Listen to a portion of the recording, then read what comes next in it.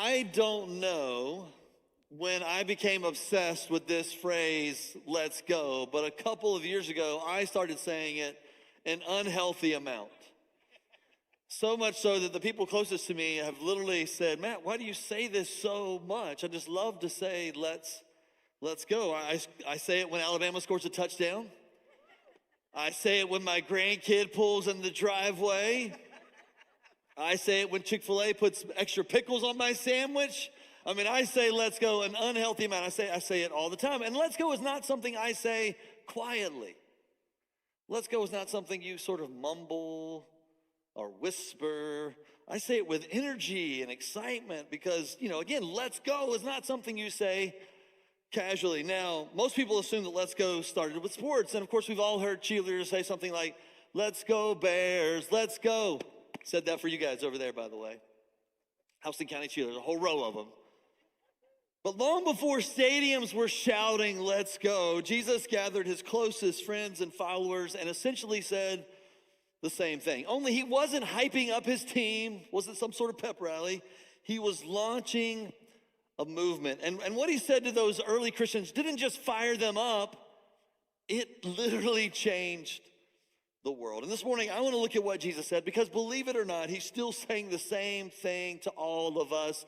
So let's go right to the text. Here's what it says. Then Jesus came to them, his disciples, all of his disciples, and said, all authority in heaven and on earth has been given to me. So Jesus has gathered with all of his followers. He's about to ascend back into heaven. He's about to say, see you later, guys. This is on you to take the good news everywhere else. But before Jesus tells them to go, he tells them who he is. I don't know if you caught that or not. And by the way, these are not people who are confused about who Jesus is. They know who he is. They're familiar with him at this point. They aren't casual followers or curious onlookers. These are people who know him best. These are the people who left everything to follow Jesus. They heard the sermons, they saw the miracles, they watched Jesus die, but more than that, just a few days later, these are the people who saw Jesus alive from the dead. And yet Jesus still reiterates who he is in this moment. And why does he remind them of who he is? Well, I think it's because he's about to ask a lot of them. He's about to ask a lot of them. So before Jesus says anything else, he reminds them, and again, notice what he says, all authority in heaven and on earth, all authority has been given to me. Not some authority, not the majority of authority, right? Not most authority, all authority in heaven and on earth. Now, if Jesus has all authority, this means, among other things, there's lots of things this means, but this means, among other things, that there is nowhere you can go where Jesus is not already Lord. There is nowhere you can visit where Jesus, it may not appear he's in charge, but there's nowhere you can visit where Jesus is not already in charge. He has all authority. He has, let me just get real specifically, he has, even though it doesn't seem like it right now maybe, he has authority over governments and nations. He has authority over sickness and disease. He has authority over angels and demons. He has authority over death and hell. And last one is the one you're not going to like, I think. He has authority over you and me. He has authority over everything. Now, again, this last part, I think, is the one that we appreciate, and to some degree. Like, we appreciate, for instance, that Jesus has authority to forgive sins. Like, aren't you thankful for that? We appreciate that he has the authority to forgive our sins. We appreciate that Jesus has the authority to answer our prayers, should he desire to do so. We appreciate that Jesus has the authority to protect our families. We appreciate that Jesus has the authority to secure our eternity. That this salvation he gives us is not just for now, but it's forever. But if Jesus has all authority, okay, and we don't appreciate this part as much, this also means that Jesus has the authority to tell us what to do, to tell us how to live. And this is where I think some of us really have a problem with Jesus, because we don't want anyone telling us what to do. But here's what I would say to you. If Jesus has authority over heaven and hell, then we shouldn't talk back. We shouldn't say thanks, but no thanks to his involvement in our lives. I mean, if he has all authority over heaven and earth, we should say, yes, sir. Now, if if Jesus, and maybe some of you believe this, but if Jesus were only a good teacher, we could take his advice or leave it, honestly. If Jesus were only some sort of moral example, then we could appreciate him and sort of move on. If Jesus were only a spiritual guide of some sort, we could lean in when we needed something, when we needed to learn something and grow in some area. But if he has all authority in heaven and on earth, well, when he speaks, it's not advice. When he speaks, it's not a life lesson. When he speaks, it's not something for us to ponder and consider. I'll even say it this way. Jesus doesn't give suggestions, he gives directions. He gives commands because he's Lord. He's over everything and everyone. And then we see the directions he gives, the commands he gives, the things that he wants his disciples to do. He says, therefore, go and make disciples of all nations. Go and make disciples of all nations. In other words, because Jesus has all authority, we have a responsibility. We have to go. And again, just to be overly clear, this is not an advisor suggesting something. This isn't a life coach offering improvement tips. This is a king issuing marching orders. This is what the people who are connected to me, the people who are associated with me, the people who follow me, there's something I want them to do. Because I rule and reign, because I have all authority, you need to go. Now, in our English language, when you read this whole section, and we're going to read it, but it looks like Jesus is giving multiple commands. In fact, again, if you were to just read it in one shot, it would seem like he's saying to go and to make disciples and to baptize and to teach. But in the original language, there's only really one command. In fact, I'm going to go back to it. And here's the command. Therefore, go, and here's the command right here. Make disciples, right? In fact, this go is more of a participle, which means as you are going, he's assuming that we're going to go. I want you to do this thing. I want you to make disciples. I want you to make disciples. Now, obviously, and our emphasis is on let's go because you can't make disciples if you don't go, right?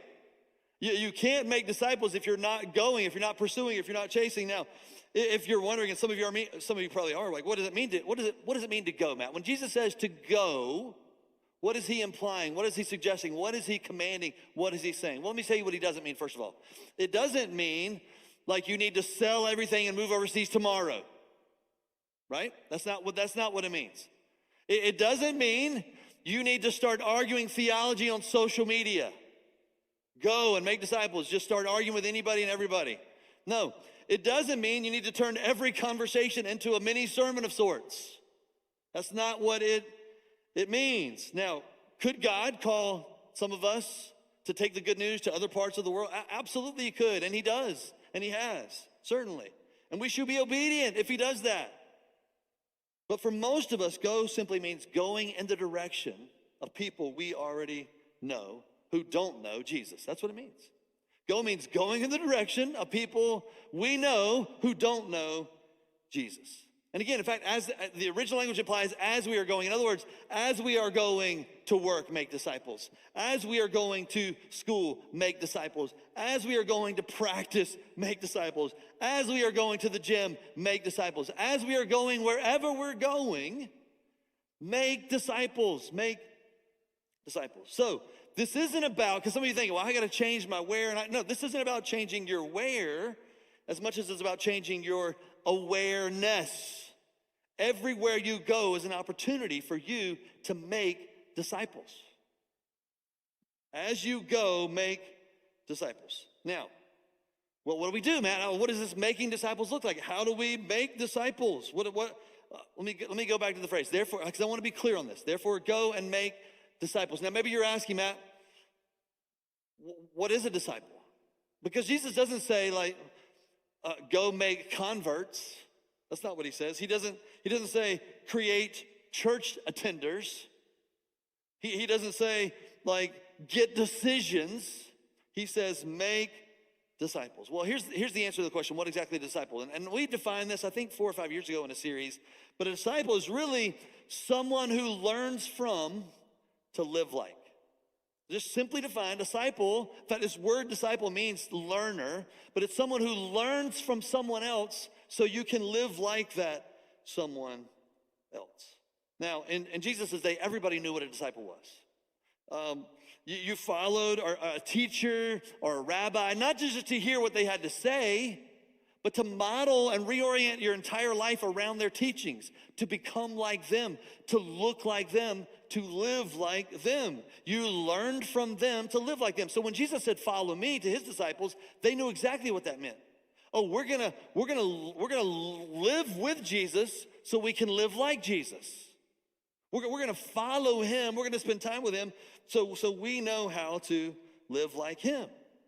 Now, you may think because discipleship isn't really happening this way anymore, because nobody's saying, "Follow me," and we go and we spend 3 years together. That's not really the way it's happening anymore. But whether you realize it or not, you are being discipled every single day. In fact, the question is not, am I being discipled? The question is, who am I letting disciple me? Because everyone in this room is a disciple of someone or something, is a disciple of multiple someones or somethings. Our culture is always trying to disciple us, always trying to influence us. In fact, this term influencer emphasizes, hey, a social media influencer, I want to influence you to dress like me, to live like me, to put on makeup like me, to do whatever it is. Like, I want you to look like me, to be like me. And we just don't call it discipling, we call it influencing. And that's really what discipleship is. Now, in Jesus' day, it's discipleship in a different direction, but that's what discipleship looks like. And this isn't new. In fact, in my life, I'm just thinking of hair. I'll just give you an example of hair. I remember there was a time when everybody that I knew wanted this kind of haircut, the Rachel. Everybody that I knew wanted this. If you were a girl, you wanted this kind of haircut. I remember my son when he was in middle school, all the boys wanted this kind of haircut. Bieber, right? And you might have noticed, but even my haircut is modeled after someone else, right? We're all influenced, right? We're all being discipled. I mean, again, it makes it's kind of loose, but this is what Jesus is saying. We need to learn from others. Now, with that said, not only are you being influenced, not only are you being discipled by everyone and everything, if you're not careful, but you're also doing the same for others. You are influencing. You are discipling. I'll just give you one example. Parents, your children are watching everything that you're doing, aren't they?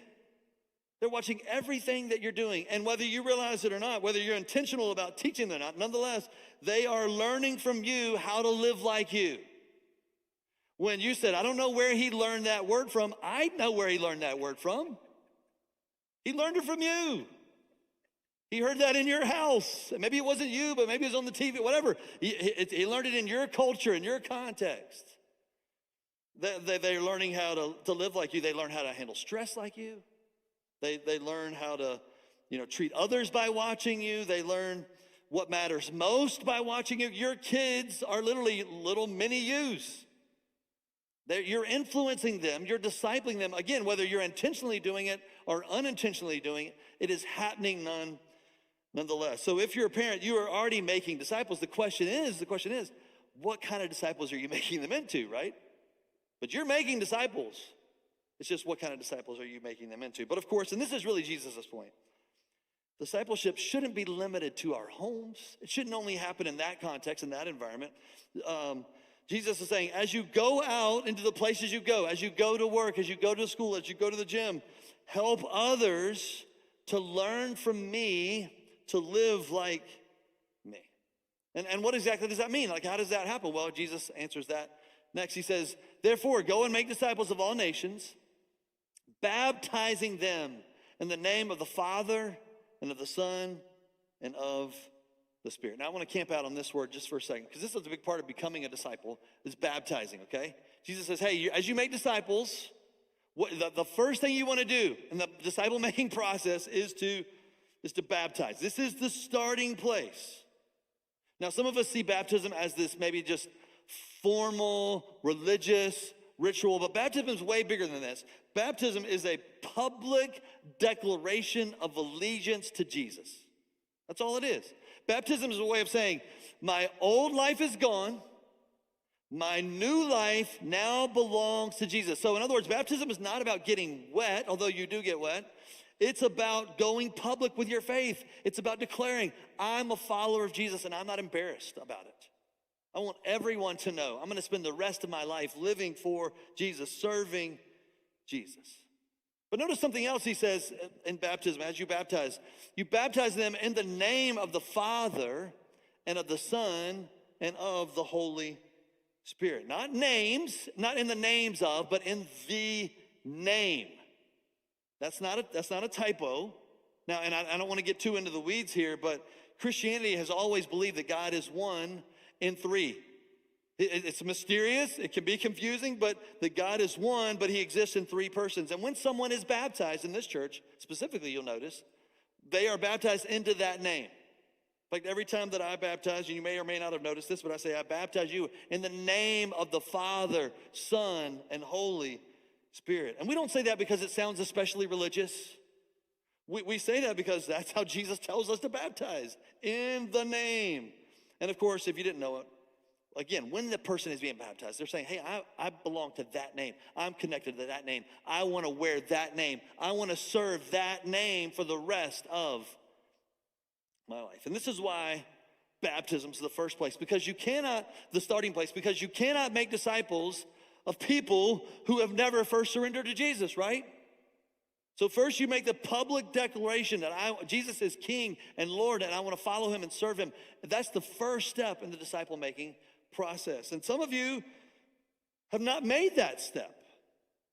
And so I'm not saying you're not a Christian or a follower of Jesus. I'm just saying you're failing in following him right away. You need to take care of that. You need to publicly declare, no, I'm not embarrassed to be a follower of Jesus. That's the first step. But baptism isn't the finish line, just so you know. It's really just the starting line. It's the first step. Because notice how Jesus continues. He says, go and make disciples of all nations, baptizing them in the name of the Father and of the Son and of the Holy Spirit, and teaching them to obey everything I have commanded you. Now, there's multiple words I really want to look at, but there's one that I'm guessing might stand out to you, and it's this part. Teaching them to obey everything I have commanded you. Teaching you to obey everything I have commanded you. In other words, this is going to make some of us uncomfortable. Not just the parts that are easy, not just the parts we agree with, not just the parts that make us feel good, not just the parts that are popular, right? The Instagram-worthy verses. No, everything I have commanded you. Now, let's be honest, when you hear that, your first thought is probably like this. Everything? Matt, that's a lot. I mean, everything? I mean, Jesus taught so much, and yes, it's true. Everything represents a significant amount, but at the same time, I think churches have got so caught up in this word everything that we've forgotten about some words that came before it. So I want you to go back. I want to go back again and notice these words. And teaching them, what's this phrase right here? To obey everything I have commanded you.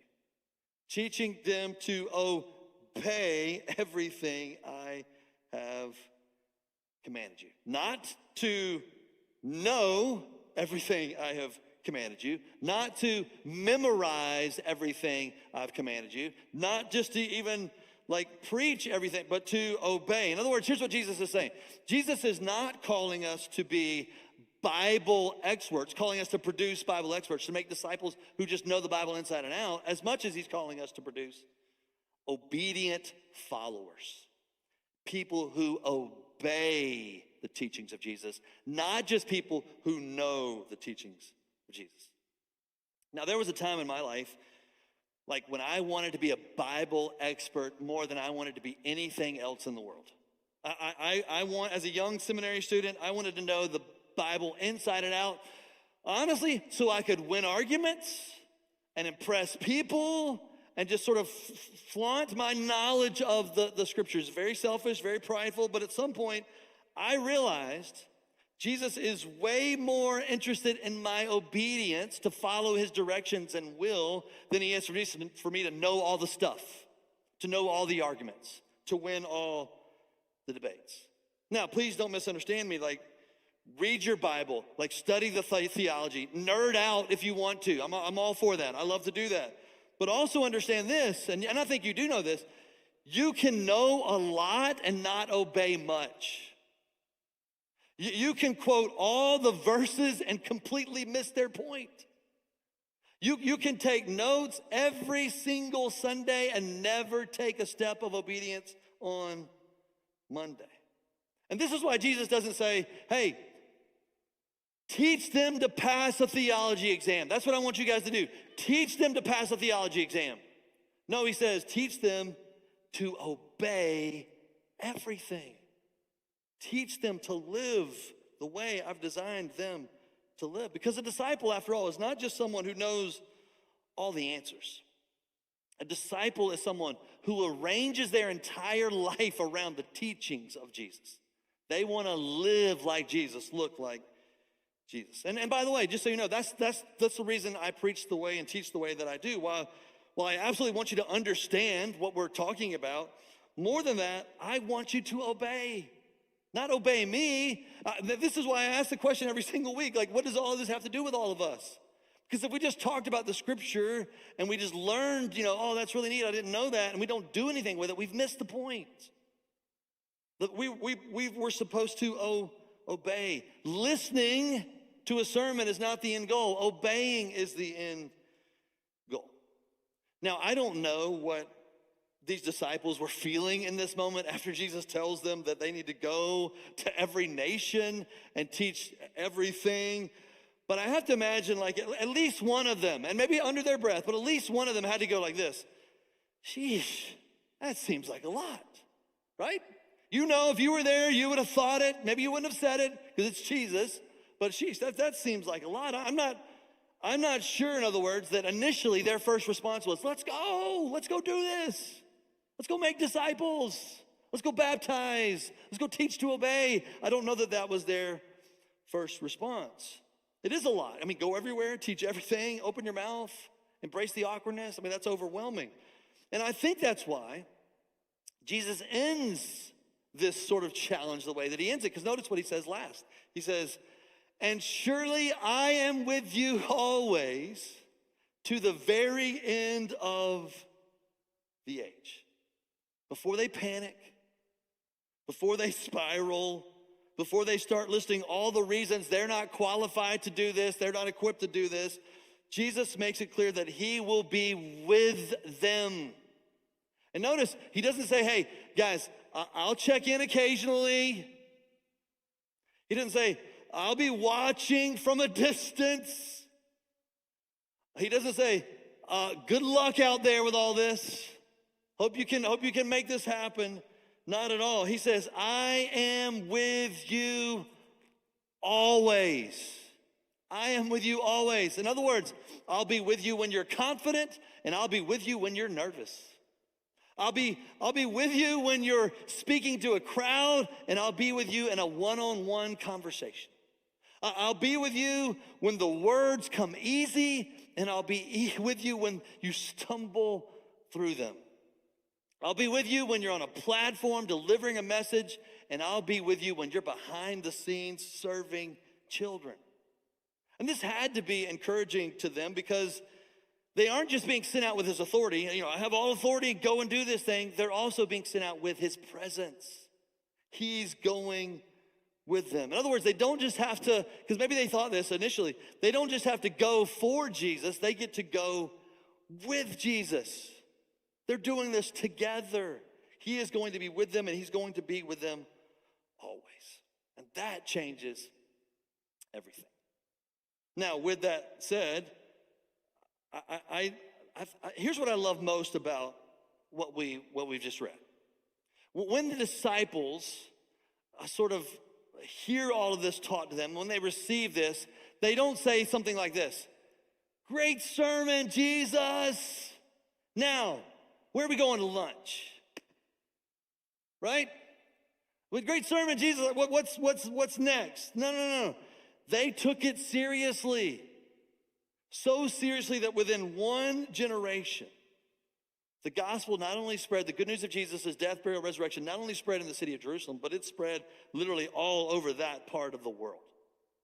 Not only that, but many, if not most of these early disciples gave their lives because of this assignment, because of this mission. They didn't just treat his words as a suggestion.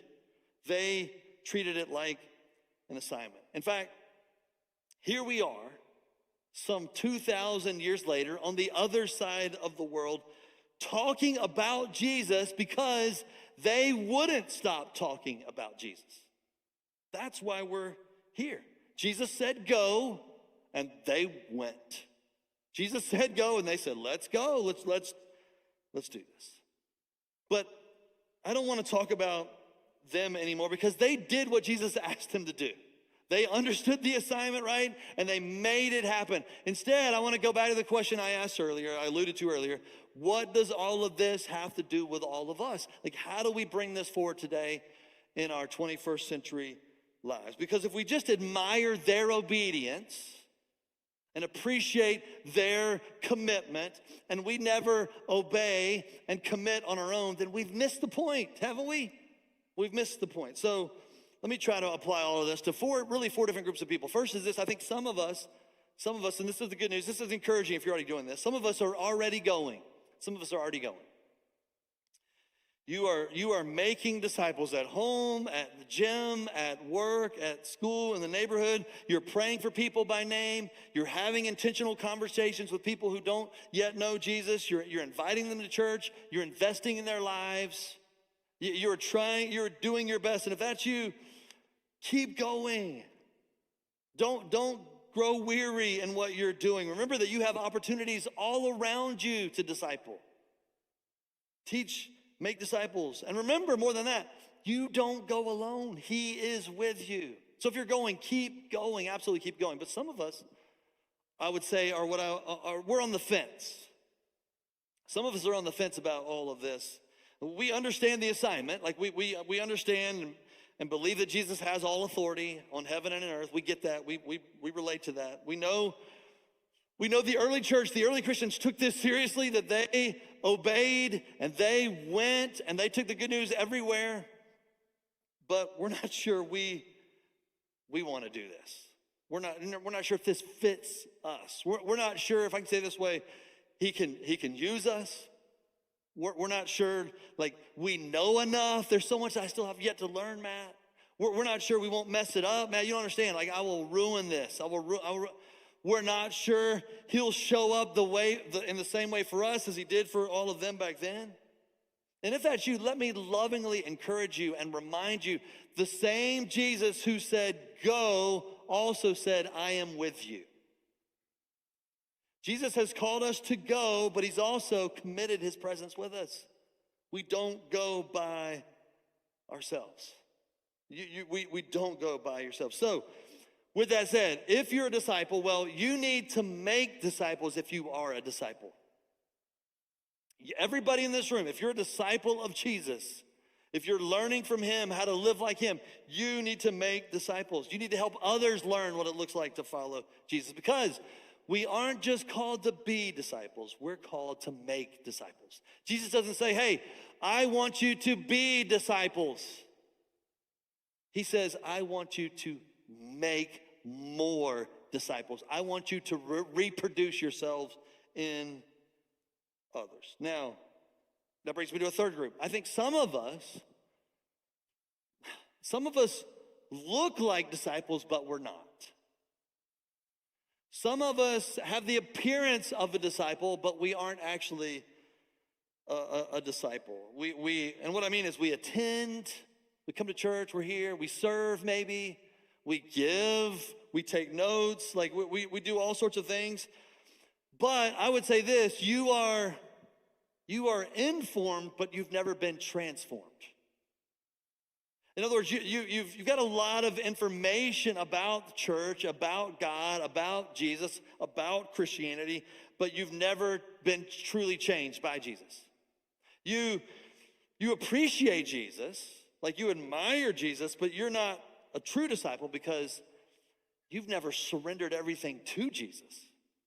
You've never made him Lord and King. You've never acknowledged that he has all authority on heaven and earth. And maybe today you need to surrender everything. In fact, maybe today you need to make a decision. Hey, I want to follow Jesus in baptism. I want to publicly declare my allegiance that Jesus is Lord over my life. And I've never done that. And I want to take that step. And maybe that's the step some of you need to take.